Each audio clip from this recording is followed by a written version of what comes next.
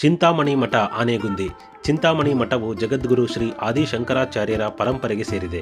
ಈ ಮಠದ ಪ್ರಥಮ ಪೀಠಾಧಿಪತಿಗಳು ಶ್ರೀ ಚಿಂತಾಮಣಿ ಸ್ವಾಮಿಗಳು. ಚಿಂತಾಮಣಿ ಮಠಕ್ಕೆ ದೊಡ್ಡ ಗುರುಕುಲವಿತ್ತು. ಚಿಂತಾಮಣಿ ಮಠದ ಧ್ಯೇಯವಾಕ್ಯ ಮತ್ತು ಉದ್ದೇಶ ಅದ್ವೈತ ತತ್ವಶಾಸ್ತ್ರದ ಮೂಲಕ ಧರ್ಮವನ್ನು ಉನ್ನತೀಕರಿಸುವುದು. ಶ್ರೀ ಶಂಕರಾಚಾರ್ಯರು ಉತ್ತರ ಭಾರತದ ಕಾಶಿಯಿಂದ ದಕ್ಷಿಣ ಭಾರತದ ಕಾಶಿಗೆ ಅಂದರೆ ಹಂಪಿಗೆ ಬಂದಾಗ ತುಂಗಭದ್ರ ಪ್ರಸ್ಥಭೂಮಿಯ ಆನೆಗುಂದಿಯ ರಾಮಗುಹೆಯಲ್ಲಿ ತಮ್ಮ ಶಿಷ್ಯರೊಂದಿಗೆ ಧ್ಯಾನದಲ್ಲಿ ಸ್ವಲ್ಪ ಸಮಯ ಕಳೆದರು. ರಾಮ ಮತ್ತು ಲಕ್ಷ್ಮಣ ಸೀತೆಯನ್ನು ಹುಡುಕುತ್ತಾ ಈ ಕಿಷ್ಕಿಂಧ ಪ್ರದೇಶಕ್ಕೆ ಬಂದಾಗ ಹನುಮಂತನನ್ನ ಭೇಟಿಯಾಗ್ತಾರೆ. ವಾಲಿಯನ್ನು ಕೊಂದರೆ ಸುಗ್ರೀವನು ರಾವಣನಿಂದ ಸೀತೆಯನ್ನು ಕರೆತರಲು ನಿಮಗೆ ಸಹಾಯ ಮಾಡುತ್ತೇನೆ ಎಂದು ಹನುಮಂತ ಹೇಳ್ತಾನೆ. ಅದರಂತೆ ಎಲ್ಲರೂ ಗುಹೆಯಲ್ಲಿ ಕುಳಿತು ಈ ಕಾರ್ಯದ ಬಗ್ಗೆ ಚಿಂತನಾ ಸಭೆ ನಡೆಸ್ತಾರೆ. ಇದರಿಂದ ರಾಮ ಲಕ್ಷ್ಮಣನ ಸಮಸ್ಯೆಗೆ ಪರಿಹಾರ ಸಿಗುತ್ತೆ ಮತ್ತು ಚಿಂತೆ ದೂರವಾಗುತ್ತೆ. ಎಲ್ಲರ ಚಿಂತೆಗಳು ದೂರಾಗಿ ಪರಿಹಾರವಾದ ಕಾರಣ ಶಂಕರಾಚಾರ್ಯರು ಈ ಸ್ಥಳಕ್ಕೆ ಚಿಂತಾಮಣಿ ಎಂದು ಹೆಸರಿಡ್ತಾರೆ. ಕಾಶಿಯಿಂದ ಬಂದ ತತ್ವಜ್ಞಾನಿಯೊಬ್ಬರು ಶಿಷ್ಯನಿಗೆ ಈ ಪ್ರದೇಶದಲ್ಲಿ ಗುರುಕುಲವನ್ನು ಪ್ರಾರಂಭಿಸಲು ಸೂಚಿಸುತ್ತಾರೆ. ಆಚಾರ್ಯ ಶಂಕರರೇ ಈ ಗುರುಕುಲಕ್ಕೆ ಚಿಂತಾಮಣಿ ಗುರುಕುಲ ಎಂದು ಹೆಸರಿಟ್ಟರು.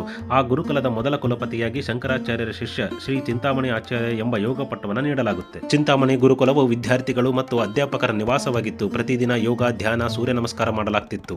ಆ ಕಾಲದ ಜನರಲ್ಲಿ ಆಸ್ತಿಕತೆಯನ್ನು ಬಲಪಡಿಸಲು ಒಂದು ಮಠದ ಅವಶ್ಯಕತೆ ಇದೆ ಎಂದು ಮನಗಂಡ ಕಾಶಿಯಿಂದ ಆಗಮಿಸಿದ್ದ ಶ್ರೀ ಚಿಂತಾಮಣಿ ಸ್ವಾಮಿಗಳು ಗುರುಕುಲದಲ್ಲಿ ಕಾಶಿ ವಿಶ್ವೇಶ್ವರ ಮತ್ತು ಅನ್ನಪೂರ್ಣೇಶ್ವರಿಯನ್ನು ಸ್ಥಾಪಿಸಿದರು ಮತ್ತು ಗುರುಕುಲವನ್ನು ಮಠವನ್ನಾಗಿ ಉನ್ನತೀಕರಿಸಿದರು. ರುದ್ರಾಕ್ಷಿ ಮಂಟಪದಲ್ಲಿರುವ ಶಿವಲಿಂಗದ ಮೇಲೆ ಶ್ರೀ ಚಕ್ರವಿರುವುದು ವಿಶೇಷತೆ. ಈ ಲಿಂಗ ಬಹಳ ಅಪರೂಪ. ಹಿಂದೆ ಇರುವುದು ಅನ್ನಪೂರ್ಣೇಶ್ವರಿ, ಸುತ್ತಲೂ ಕಾಶಿಯಿಂದ ತಂದ ರುದ್ರಾಕ್ಷಿಗಳಿಂದ ಅಲಂಕೃತಗೊಂಡ ಮಂಟಪ. ಹಾಗಾಗಿ ಇದನ್ನು ರುದ್ರಾಕ್ಷಿ ಮಂಟಪ ಎನ್ನಲಾಗುತ್ತೆ. ವಿಜಯನಗರ ಸಾಮ್ರಾಜ್ಯ ಪತನವಾದಾಗ ಸುಲ್ತಾನರು, ನಿಜಾಮರು, ಟಿಪ್ಪು ಬ್ರಿಟಿಷರಿಂದ ದಾಳಿಗೊಳಗಾಯಿತು. ಮಠದ ಶಿವಲಿಂಗವನ್ನು ನಾಶಪಡಿಸಿದರು. ಮಠದಲ್ಲಿ ಗುರುವಿನ ವಿಗ್ರಹವನ್ನು ನಾಶ ಮಾಡಿದರು. ಇಡೀ ಗುರುಕುಲವನ್ನೇ ನಾಶ ಮಾಡ್ತಾರೆ. ಬ್ರಿಟಿಷರ ಅವಧಿಯಲ್ಲಿ ವಿಶ್ರಾಂತಿ ಗೃಹವಾಗಿ ಪರಿವರ್ತಿಸಲಾಗಿತ್ತು. ಪ್ರತಿ ಬಾರಿ ದಾಳಿ ನಡೆದಾಗಲೂ ಚಿಂತಾಮಣಿ ಮಠದ ಸ್ವಾಮಿಗಳು ಹೋರಾಡಿ ಮಠವನ್ನು ರಕ್ಷಿಸಿದರು ಮತ್ತು ಪರಂಪರೆಯನ್ನು ಸಂರಕ್ಷಿಸಿದ್ದಾರೆ.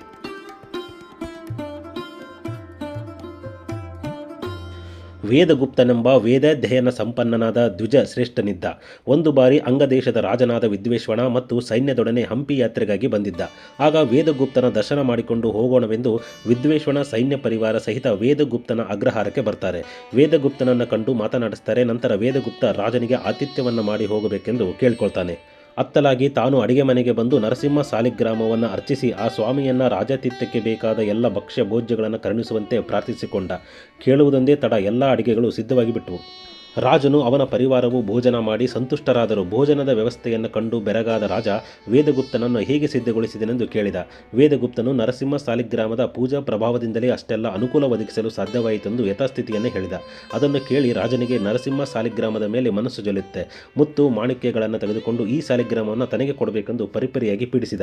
ಆದರೆ ವೇದಗುಪ್ತ ಸಾಲಿಗ್ರಾಮವನ್ನು ಕೊಡಲು ನಿರಾಕರಿಸಿದ. ಆದರೆ ರಾಜ ವಿದ್ವೇಷಣ ಬಲಾತ್ಕಾರದಿಂದ ಕಿತ್ತುಕೊಳ್ಳಲು ಹೋಗಿ ಬಡ ಬ್ರಾಹ್ಮಣನ ಮೇಲೆ ಕೈ ಮಾಡ್ತಾನೆ. ಆಗ ವೇದಗುಪ್ತ ನರಸಿಂಹನನ್ನು ಪ್ರಾರ್ಥಿಸಿದಾಗ ಸಾಲಿಗ್ರಾಮದಿಂದ ನರಸಿಂಹ ಆವಿರ್ಭವಿಸಿ ಬಂದು ರಾಜನನ್ನು ತಡೆಗಟ್ಟಿದ. ರಾಜ ಶಂಕರನನ್ನು ಸ್ತುತಿಸಿದಾಗ ನರಸಿಂಹನೇ ಶಂಕರನಾಗಿ ಕಾಣಿಸಿಕೊಂಡ.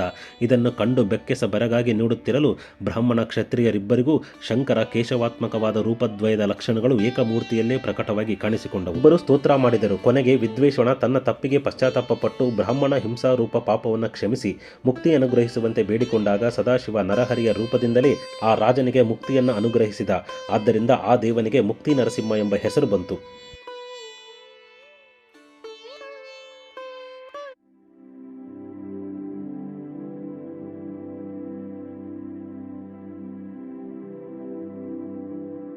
ಚಿಂತಾಮಣಿ ದೇವಾಲಯದ ಸಮೂಹಗಳಲ್ಲಿ ಚಾಮುಂಡೇಶ್ವರಿ, ಕಪಿಲೇಶ್ವರ, ದೊಡ್ಡ ಮಂಟಪದ ಒಳಗಡೆ ಮಹಿಷಮರ್ದಿನಿ, ನಂತರ ಗುಹೆಯ ಒಳಗಡೆ ಈಶ್ವರಲಿಂಗ ಇರುವುದು.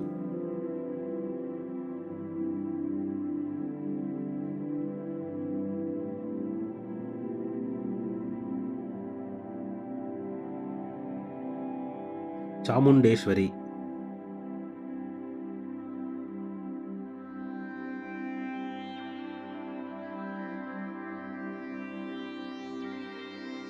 ಸದಾನಂದ ಲಿಂಗ,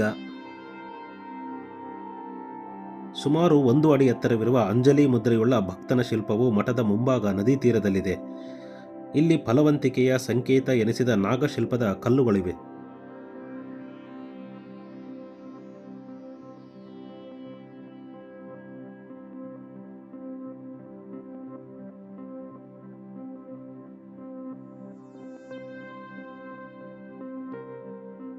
ಮಹಿಷಮರ್ದಿನಿ,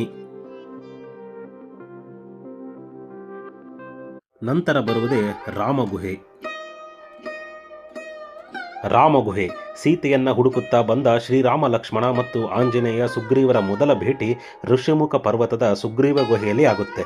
ರಾಮ, ಲಕ್ಷ್ಮಣ, ಸುಗ್ರೀವ, ಜಾಂಬವಂತ, ಆಂಜನೇಯ ಎಲ್ಲರೂ ಚರ್ಚೆ ಸಭೆ ಮಾಡಿದಂತಹ ಸ್ಥಳ ಹಾಗೂ ತಮ್ಮ ಚಿಂತೆಗಳನ್ನು ಇಲ್ಲಿ ಪರಿಹಾರ ದೊರಕಿದ ಕಾರಣ ಚಿಂತಾಮಣಿ ಎಂದು, ಹಾಗೆ ಶ್ರೀರಾಮರು ವಾಲಿಯನ್ನು ವಧೆ ಮಾಡಿದ ಸ್ಥಳವಾಗಿದೆ. ಶ್ರೀರಾಮ ಮತ್ತು ಲಕ್ಷ್ಮಣನಿಗೆ ಸೀತೆಯನ್ನು ಹುಡುಕುವುದು ಕಷ್ಟವಾಗಿತ್ತು. ಹಾಗಾಗಿ ಸುಗ್ರೀವನ ಹಾಗೂ ಅವನ ಸೈನ್ಯದ ನೆರವು ಬೇಕೆಂದು ರಾಮ ಸುಗ್ರೀವನ ಸಹಾಯ ಬೇಕೆಂದು ಹೇಳ್ತಾನೆ. ರಾಮ ವಾಲಿಯ ವಧೆ ಮಾಡಿ ಸುಗ್ರೀವನನ್ನು ಪಟ್ಟಾಭಿಷೇಕ ಮಾಡಬೇಕು, ಕಿಷ್ಕಿಂಧ ಸಾಮ್ರಾಜ್ಯದ ರಾಜನಾಗಬೇಕು ಮತ್ತು ಅವನ ಹೆಂಡತಿ ರುಮೆಯನ್ನು ಮರಳಿ ಪಡೆಯಬೇಕು. ರಾಮನಿಗೆ ಸೀತೆಯನ್ನು ಹುಡುಕಲು ಸುಗ್ರೀವ, ಆಂಜನೇಯ, ಜಾಂಬವಂತ ಮತ್ತು ವಾನರ ಸೈನ್ಯ ಸಹಾಯ ಮಾಡಬೇಕು ಅಂತ ಇಬ್ಬರ ನಡುವೆ ಒಪ್ಪಂದವಾಗುತ್ತೆ. ವಾಲಿ ಅತ್ಯಂತ ಬಲಶಾಲಿ ಹಾಗೂ ಒಂದು ವರ ಪಡೆದಿರುತ್ತಾನೆ. ಆ ವರದಿಂದ ತನ್ನೆದುರಿಗೆ ಯುದ್ಧಕ್ಕೆ ಬರುವ ಯಾರೇ ಆಗಿರಲಿ ಅವರ ಅರ್ಧ ಶಕ್ತಿಯನ್ನು ಸೆಳೆದುಕೊಳ್ಳುವ ಶಕ್ತಿ ಇದ್ದರಿಂದ ರಾಮ ಮತ್ತು ಸುಗ್ರೀವ ವಾಲಿಯನ್ನು ಹೇಗೆ ವಧೆ ಮಾಡುವುದು ಎಂದು ಚರ್ಚೆ ಮಾಡಲಾಗುತ್ತೆ. ಸುಗ್ರೀವ ಮತ್ತು ವಾಲಿ ಯುದ್ಧವನ್ನು ಪ್ರಾರಂಭ ಮಾಡ್ತಾರೆ. ಯುದ್ಧ ಮಾಡಬೇಕಾದ್ರೆ ರಾಮನಿಗೆ ಸುಗ್ರೀವ ಯಾರು ಮತ್ತು ವಾಲಿ ಯಾರು ಎಂದು ಗೊತ್ತಾಗೋದೇ ಇಲ್ಲ. ಕಾರಣ ಅವರಿಬ್ಬರು ಒಂದೇ ಥರ ಇರೋದ್ರಿಂದ. ಹಾಗಾಗಿ ಸುಗ್ರೀವ ಮತ್ತೆ ಸೋತು ವಾಪಸ್ ಬರ್ತಾನೆ. ರಾಮನನ್ನ ಪ್ರಶ್ನೆ ಮಾಡ್ತಾನೆ, ಯಾಕೆ ನೀವು ಬಾಣ ಪ್ರಯೋಗಿಸಲಿಲ್ಲ? ನಿಮ್ಮ ಬಾಣದ ಮೇಲೆ ನನಗೆ ಸಂಶಯ ಉಂಟಾಗಿದೆ ಎಂದು. ಆಗ ಶ್ರೀರಾಮರು ಒಂದು ಬಾಣವನ್ನು ಪ್ರಯೋಗಿಸ್ತಾರೆ. ಅದು ಒಂದೇ ಬಾಣದಿಂದ 7 ಮರಗಳನ್ನು ಕತ್ತರಿಸಿ ಹಾಕುತ್ತೆ. ಆಗ ಸುಗ್ರೀವನಿಗೆ ಆಶ್ಚರ್ಯಚಕಿತನಾಗಿ ತನ್ನ ತಪ್ಪಿನ ಅರಿವಾಗುತ್ತೆ. ಆಗ ವಾಲಿಯನ್ನು ವಧೆ ಮಾಡುವುದು ಹೇಗೆ ಎಂದು ಚರ್ಚಿಸಿದ ಸ್ಥಳವೇ ಈ ಒಂದು ಗುಹೆ. ಆಗ ಶ್ರೀರಾಮರು ಹೇಳ್ತಾರೆ, ಒಂದು ಹೂವಿನ ಹಾರವನ್ನು ನೀನು ಧರಿಸಿ ಯುದ್ಧಕ್ಕೆ ಹೋಗು, ಆಗ ನೀನು ಯಾರು ಎಂದು ಗೊತ್ತಾಗುತ್ತೆ, ವಾಲಿಯನ್ನು ವಧೆ ಮಾಡುತ್ತೇನೆ ಎಂದು. ನಂತರ ಮತ್ತೆ ಸುಗ್ರೀವ ವಾಲಿ ಹತ್ತಿರ ಹೋಗಿ ಯುದ್ಧ ಮಾಡ್ತಾನೆ.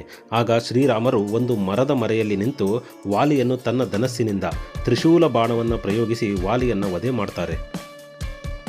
ಇದೇ ಸ್ಥಳದಿಂದ ಶ್ರೀರಾಮರು ವಾಲಿಗೆ ತ್ರಿಶೂಲ ಬಾಣವನ್ನು ಪ್ರಯೋಗಿಸಿ ವಧೆ ಮಾಡಿದ ಸ್ಥಳ. ಜೈ ಶ್ರೀರಾಮ್.